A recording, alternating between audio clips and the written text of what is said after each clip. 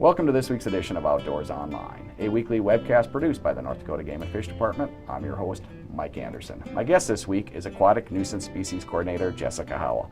Jessica, give our viewers some background on aquatic nuisance species in North Dakota. Aquatic nuisance species are plants, animals, or any aquatic species that can cause harm to our waters.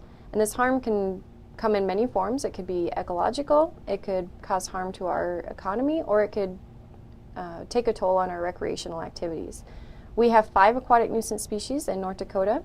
We have common carp, which are fairly widespread, though they're not found in every basin within North Dakota. We are actively keeping them out of 2 major basins. We also have curly-leaf pondweed, which is primarily found in the Missouri River system, but there are also a few other isolated populations such as Metagoshi and a few other lakes around the state. We have Eurasian water milfoil, which we find a few plants every year in the Cheyenne River below Ashtabula, and that's about it. We have silver carp in the James River below the Jamestown Dam, and then we also have zebra mussels in the Red River. So that's what we have for aquatic nuisance species in North Dakota. And we had some good news in 2018. Yes, in 2018 we did not find any new aquatic nuisance species or populations within the state. We also did not see any population expansions, which is great considering we checked hundreds of lakes between our fisheries staff efforts, our ANS staff efforts, and then some of our federal partners do some sampling for us as well. How does the North Dakota Game and Fish address aquatic nuisance species? The North Dakota Game and Fish addresses ANS issues in a variety of ways. We focus on a variety of pathways, so we don't just look at boats, but we look at construction equipment and equipment used in oil and gas production, as well as water that's moving around the state. We also focus a lot on outreach and education efforts, and that ties into some of our regulations. So our regulations are pretty simple and straightforward, but if you do follow them, you will be minimizing the chances of moving aquatic nuisance species into North Dakota and within the state. And just a reminder, every state is a little different. So we have regulations that are very similar to our neighboring states such as Minnesota and South Dakota, but there are a few differences and every state has a little bit different program. So if you're going to Montana or Canada or Minnesota, make sure you know where you're fishing, where you're taking your boat, and this does include things like kayaks because they might need to be inspected at a check station along the way, whether you're driving through or before you launch in their waters as well. North Dakota Game and Fish uses a strategic management plan to guide our efforts on aquatic nuisance species issues throughout the state. And that management plan we actually recently updated last year with the guidance of the State Aquatic Nuisance Species Committee.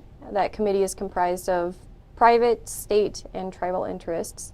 And it was signed by the governor in December.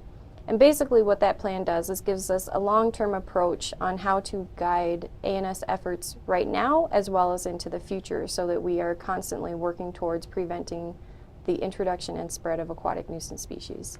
How is the Game and Fish going to implement this new management plan? The Game and Fish has already been implementing the management plan, and this is actually, the plan is designed for everyone to follow, so other state agencies are helping as well. But one of the things that has really helped us is the new legislation that just passed. It was Senate Bill 2293. This provides funding for aquatic nuisance species efforts in the state, as well as 2 full-time staff for Game and Fish. So we would be looking at 1 warden to help with enforcement, as well as another aquatic nuisance species full-time employee to help with implementing the program and implementing the new management plan. So using the new resources from the legislation that just passed, Game and Fish intends to expand our entire program. We don't want to focus solely on one pathway such as boats. And so while you may see more aquatic nuisance species staff out there inspecting during the summers, we do want to increase other areas as well and focus our efforts on outreach and education, continuing inspections on construction and oil and gas production type equipment, as well as expanding our outreach efforts to new target audiences that we haven't been able to reach before, such as classrooms, and expanding on pet stores and pet owners and other areas where we haven't been able to spend as much time in the past. Okay, are there ways to keep aquatic nuisance species from spreading? There are, yes, and they're pretty simple. There's 3 steps that you can follow. We recommend clean, drain, and dry. And what that means is we'll use a boat as an example. When you remove your boat from the water, remove any vegetation, attached organisms, and excessive mud as much as possible before you leave the water access site. Also drain any water that may be present. This can be live wells, bait wells, and pulling your drain plug as well for that bilge area. And then also, as part of our laws, leaving that drain plug out during transport, just so any additional water can continue to flow out. And then the dry is actually just a recommendation, but we recommend that you allow equipment to dry completely before you use it again, or you can disinfect it. And we have several options on our website for disinfecting equipment. The one that we recommend the most is using hot water because it will kill anything, but also it's environmentally friendly. So one of the other areas that we want to expand that seems to be becoming more prevalent in North Dakota is people importing docks and boat lifts for their private use. So if you purchase a used dock from Minnesota that comes from a lake that has zebra mussels, we want to make sure that's clean and free of aquatic nuisance species before we put it in our lakes, because we don't want to accidentally move anything that way. So if you need an inspection on any kind of equipment that you've purchased that you want to put in North Dakota waters, feel free to give us a call.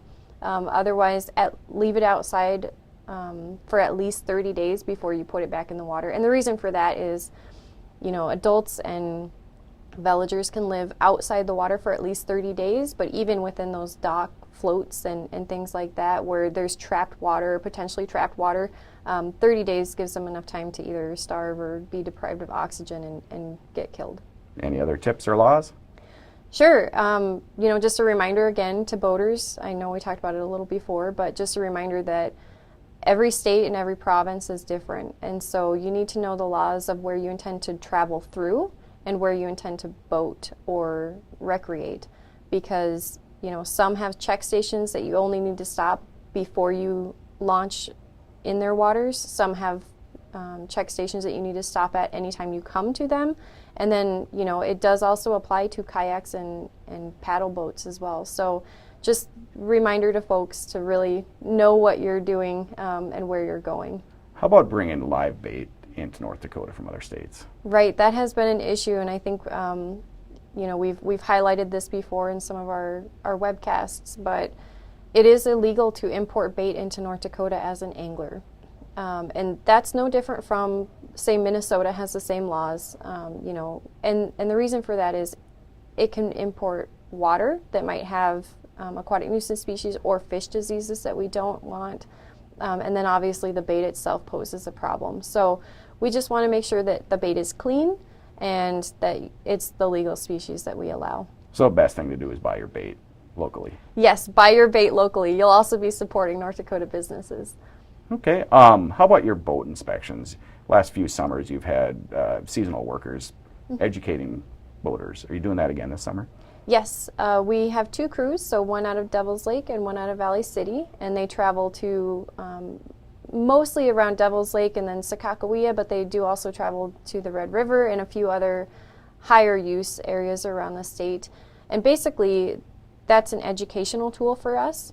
So we're conducting a survey with boaters and then also inspecting the boat and showing boaters how to comply with our regulations. So that's a good opportunity if you have any questions about how to remove vegetation properly or what's drained enough.